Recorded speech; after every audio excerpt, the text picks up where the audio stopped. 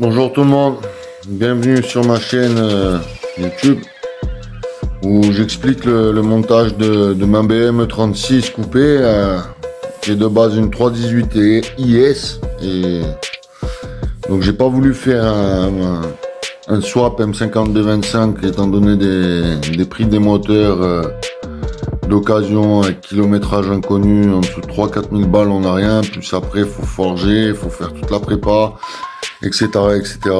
Mon 318 IS était en bon état mais il démarrait pas quand j'ai acheté la voiture avait un choc, j'ai tout refait et de passer en kit turbo un 318, pareil ça coûte des sous, faut forger, faut faire une gestion pro. Enfin bref, c'est des coûts à 10 000 euros sur l'un ou l'autre. Pour des puissances avoisinant les 500 chevaux, 600, bon allez, si on va chercher les 700, 800, si on a vraiment beaucoup d'argent. Et donc je me suis repenché sur un M57, étant donné qu'ils sont réputés très fiables. Alors je connaissais pas du tout les M57 à part nos 1,39 le 187 que j'ai eu à l'époque. Et donc je suis parti, j'ai trouvé un 204 Euro 3 et en fait le mieux des M57 c'est le 204 chevaux Euro 4. Voilà. Au niveau tout ce qui est moteur, après le collecteur c'est le collecteur V-band, le capteur MAP c'est le capteur 4 bars et vous aurez de quoi brancher une sonde lambda ou une sonde de GT. Moi, la sonde de GT, j'ai été obligé de la mettre sur le collecteur, mais j'aurai un petit mano dans la voiture pour avoir mes températures. Et c'est mieux si c'est le calculateur qui détecte les valeurs de température d'échappement. Comme ça, pour les logs, pour faire la carto par la suite, c'est mieux. Et au niveau de la commande du turbo, elle est électrique. Sur l'Euro 4, sur l'Euro 3, elle est toujours pneumatique. Et qu'est-ce qu'il y a d'autre? Et ben en fait avec un Euro 4 204 vous avez toujours le bloc fonte, donc celui qui est incassable, mais vous avez plus grand chose à acheter mis à part les nez de 35D, ce que j'ai fait. Et vous pouvez avoir un gros stage 2 de 400 chevaux parce qu'il a la R90 la pompe HP, et on m'a dit que sur le 204 Euro 3 celui que j'ai qu'une R70, donc ça aussi je devrais le faire. Donc au début de la vidéo là, je vais pas vous bassiner pendant des heures, j'ai eu que des problèmes, donc vous le savez, j'ai eu les injecteurs grippés, les compressions mortes, le débit, toute la boîte à RHS, donc j'ai dû couper le cache-culbut pour mettre un kit direct, le catch-can. J'ai eu donc compression, injecteur HS, débit mètre cassé, collecteur fendu. Et des petits bruits qui me semblent, ça doit être les poussoirs. Donc cette année le bloc va rester fermé, il va faire une saison comme ça. Et j'ai donc créé une association pour m'aider dans l'évolution du projet, parce que je vais mettre des arbres à cam de 35D, donc 270 chevaux. Je vais mettre des ressorts renforcés, des vis ARP et un gros turbo. Donc gros turbo, on verra au moment voulu. Et le kit méthanol pour réduire l'émission des fumées et baisser mes températures d'admission. Donc voilà. Mis à part tous ces problèmes que vous retrouverez dans les anciennes vidéos, aujourd'hui je vais vous expliquer un peu toute la partie branchement, etc. Toutes les petites modifs à faire sur le bloc. Les nez d'injecteur, je vous l'avais déjà dit, c'est Jordan Spanagel, un dieseliste en Bretagne qui m'a fait le montage des injecteurs. C'est un dieseliste, il m'a fait ça au top. Les nez, c'est Pierre Goyer qui me les a fournis. Et le faisceau avec le boîtier, le faisceau simplifié avec le boîtier IMO off et avec une pré-carto dedans, c'est Francesco Quattrini. Donc c'est un boîtier qui arrive avec le faisceau et il n'y a plus qu'à brancher 5 fils et ça n'est pas. Voilà. Bon, j'ai eu plein de problèmes avec mon faisceau, j'ai changé toutes les cosses, le faisceau moteur, enfin il me reste encore des choses à finir au niveau électricité. Mais bon, là le moteur est dans la voiture, il démarre, j'ai pu faire quelques essais. Donc voilà, bon visionnage à vous. Surtout, n'oubliez pas de vous abonner, de liker la petite vidéo. Ça m'aidera beaucoup dans mon projet. Je vais essayer d'accrocher des abonnés, d'accrocher du monde sur YouTube et sur ma page pour avoir un poids médiatique et essayer de trouver des sponsors. J'ai donc créé cette association à but non lucratif. C'est MCC Motorsport, Sport Auto. Et vous trouverez le lien dans la description. Ainsi que ma chaîne YouTube, vous n'avez pas besoin du lien. Et ainsi que le reste du montage. Allez, bon visionnage à vous. N'oublie pas de t'abonner, de liker. Et à bientôt.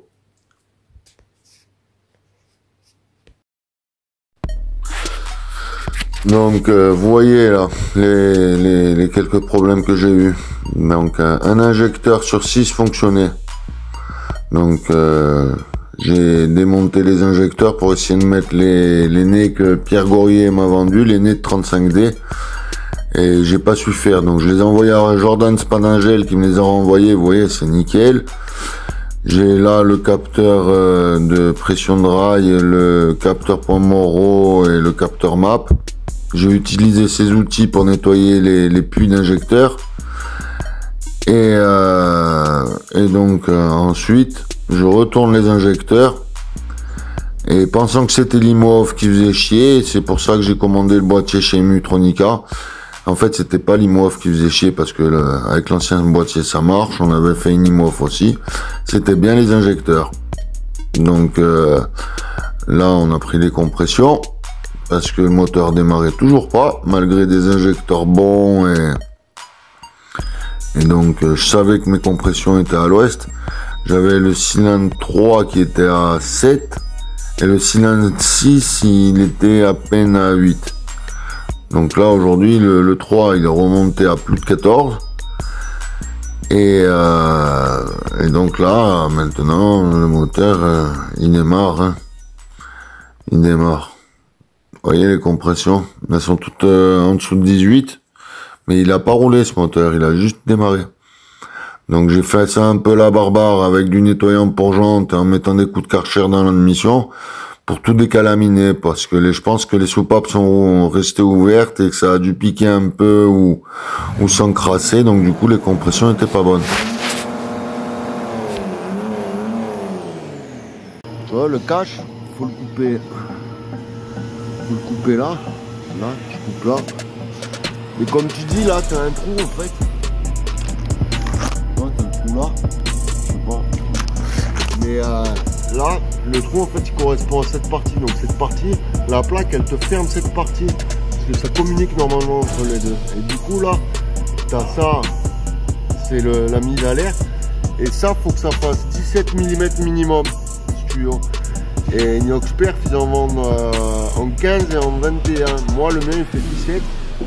Là j'ai fabriqué un catch can, un bocal avec un filtre, un tuyau là et un autre tuyau là. Et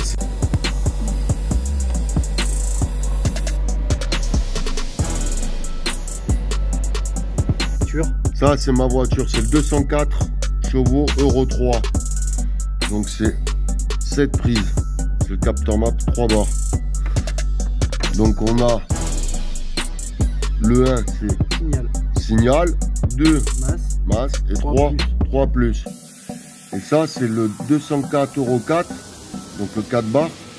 En 1 on a le plus, en 2 la masse et en 3 donc il faut bien inverser le 3 et le 1. Donc voilà, ceux qui veulent mettre le capteur map, j'avais commandé la prise du capteur de pression de rampe et d'arbre à cam. Et bon, il me manque toujours la prise du capteur d'arbre à cam. Mais en recevant la prise du capteur de map, elle allait pas...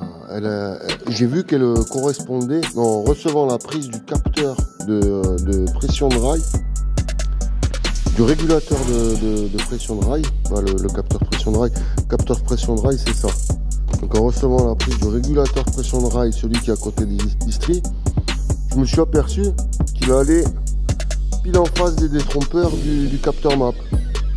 Donc moi de base j'ai attendez, je pose le téléphone. De base j'ai cassé les détrompeurs, vous voyez là, les petits trucs dedans. Dedans il y a des petits détrompeurs, je les ai cassés avec un cutter. Parce que sinon, vous voyez, à l'intérieur de la prise, c'est compliqué à voir. À l'intérieur de la prise, là, vous voyez, en bas il y a 2 traits, en haut il y a 2 traits. Et sinon ça tombe pas en face. Du coup, j'ai donc 2 prises qui vont sur le capteur map. Vous voyez. Merde, c'est chaud. J'ai cette prise qui va sur le capteur map. Vous voyez. Et celle-là. Parce que BM ils se sont plantés. Mais du coup la bonne prise, c'est celle-là. Vu que les détrompeurs tombent en face, vous n'avez pas besoin de vous faire chier. La bonne prise, c'est celle-là. Il ne veut pas faire le point, c'est con. Alors attendez, est-ce qu'il ne fait pas le point? Voilà, c'est cette prise-là. Donc c'est cette référence-là, parce qu'elle correspond même pas à cette référence avec les sachets. Et pareil, pour faire l'Écosse, j'aurais besoin de ça chez BM et les petits ergots d'étanchéité. Donc voilà, veillez bien à donner les bonnes références quand vous allez chez BM. Donc la référence du capteur, c'est ça. Voilà. Et la référence de la prise, c'est ça. Voilà.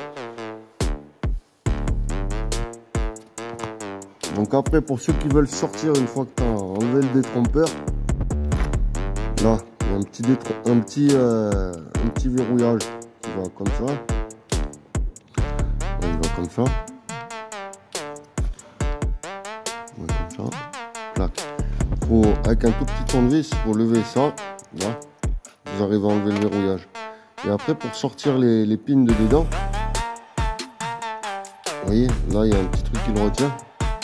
Faut mettre vidéo, c'est pas évident. Faut mettre le tournevis là. Donc le tournevis, faut le mettre dans un premier temps là, clac, et dans un deuxième temps là, clac. Ça déverrouille la prise. Et après elle sort toute seule. Vous voyez? Voilà. Ça sort tout seul. Donc voilà. Là, il y a le capteur map 4 barres de l'euro du 204,4 €. Donc, j'ai mis les schémas en vidéo. Donc, le signal, c'est sur l'euro 3, sur le 204,3 €, c'est le fil blanc, le signal. Moi, j'ai mis un jaune. Le moins, c'est le marron vert. Moi, j'ai mis un noir. Et le bleu jaune, c'est le plus. Donc voilà. Donc le signal, au final, il finit, quand on regarde le capteur, la prise de face, le signal, il finit à gauche. Donc le signal, il finit sur le 3, le moins sur le 2 et le plus sur le 1. Voilà. Après, ce que je te conseille de faire, c'est d'étamer ta prise, ton fil. Et après, là, tu mets un peu d'étain sur le fil.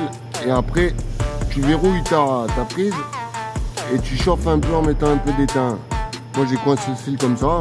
Ça te permet de travailler mieux. Et parce que, en fait, en contrôlant tout à l'heure, j'ai à peine tiré sur la prise que j'ai fait samedi. Ben, il y a un fil qui s'est débranché. Donc, normalement, il y a une pince à sortir pour ces cosses. Mais je l'ai pas. Donc, du coup, j'étame. Voilà. Donc tu vois, moi je mets un tout petit peu d'étain là.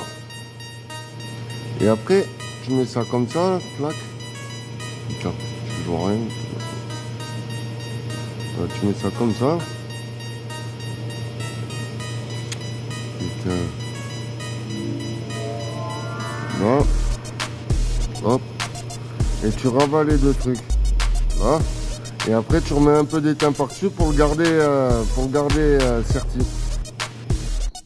Donc là, les fils ils tiennent bien. Là, ça bouge pas. Et en fait, t'es pas obligé de l'enlever le verrouillage. Pour rentrer les fils par derrière, t'es pas obligé de l'enlever, ça se verrouille. C'est pour sortir les pins que tu as besoin d'enlever le verrouillage. Donc là, clac, et c'est bon, ça bouge plus. C'est là les fils tiennent. Donc là, je vais attaquer la prise du capteur de régulateur de pression de rampe. Vous voyez, la prise, on la met, on va mettre comme ça. En fait, toutes les prises du moteur sont comme ça. Vous voyez, tous les verrous ils sont pétés. Là, j'ai un injecteur, c'est pareil. Vous voyez, les verrouillages dessus ils sont cachés. Et là, c'est pareil pour celui-là. Donc, dites-moi si je me trompe, si ça c'est le régulateur, le capteur de pression. Vous voyez, c'est pété. Donc là on en arrive à la peinture. Donc j'ai tout démonté, les portes, le capot, pour pouvoir mettre un coup de blanc dans les entrées de porte, un coup de rouge dans l'entrée de malle arrière. Là maintenant vous allez voir le résultat en cabine. Bon, la cabine n'était pas très propre, elle arrivait à la fin de son cycle. Là on a tout refait, on a tout changé, les protections, etc. Vu que j'allais la pourrir avec ma voiture, c'était mieux de le faire après, de le nettoyage. J'ai donc utilisé une peinture brillant direct satinée. Et là le brille, mais après dans le temps elle va satiner, on le verra. Et j'ai peint d'abord les intérieurs portes, j'ai remonté les portes, les entrées de porte, j'ai remonté les portes. J'ai fermé et j'ai ensuite fait le rouge que j'ai caché pour faire ensuite le blanc. Donc là vous voyez, j'applique la peinture.